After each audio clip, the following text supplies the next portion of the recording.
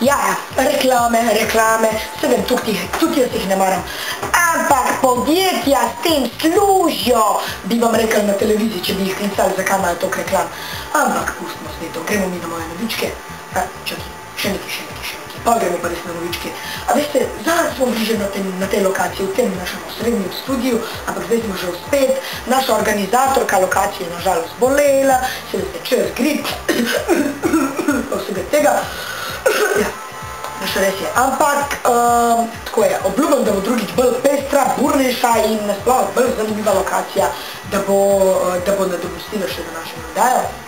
Drugače so se pa že kar navadili, Amsterdam, Ljubljana, Amerika, posod smo že bili, zdaj pa kar že dvakrat zaporedamo v tem studiu, imate.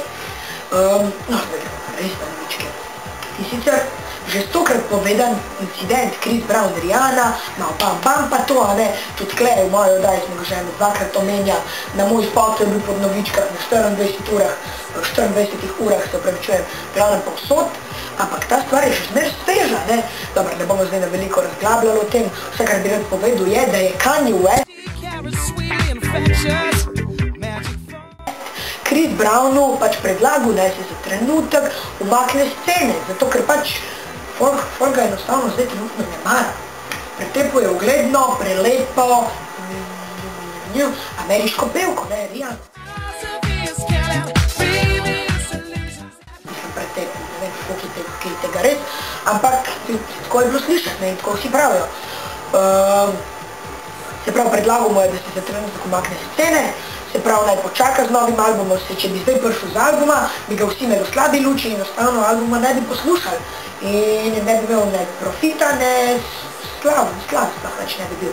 Se pravi, če bo pa počakal, da se ta stvar malo umiri, bo pa prihod nazaj na sceno nekako bolj normalen, nekako bolj umirjen, pač v velikem Chrisovem stilu, se pravi. No, to je, kar se tega tiče. Drugač pa vsi ste verjetno gledali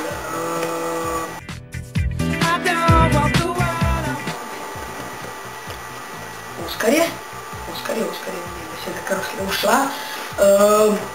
Ali pa ne, mogoče jih vsi niste, zato ker sem gledal pol dveh po noč, pa še to na eni tuji avstrijski televiziji.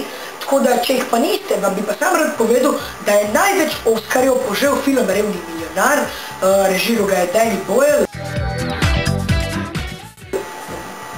ugleden režiser, ampak ta film je res požel toliko Oskarjev, zdaj pa bom prebral par kar vse, kaj jih je požel, to je res velik material, sploh še kakšen drugi, poslušajte.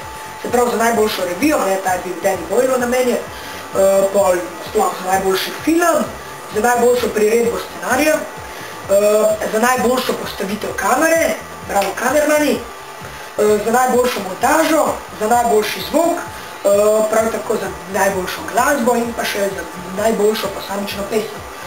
No, to je, kar se tiče Oskarjev, imamo pa še eno mečkino prošnjo, ker bi bila mogoče namenjena meni. In sicer, vse, kar bi rad od vas, je pač ena anketa, takole, lejte.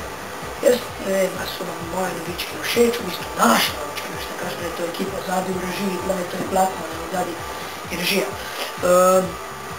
Gledaj, a so vam všeč, ali vam niso, samo vse, kar bi prosil je, da mi na ta mail tedy@gmail.com pošljete besedico da ali pa ne, a so vam všeč ali ne, prosim režijo, če kle spusti napis, tle nekje, tam.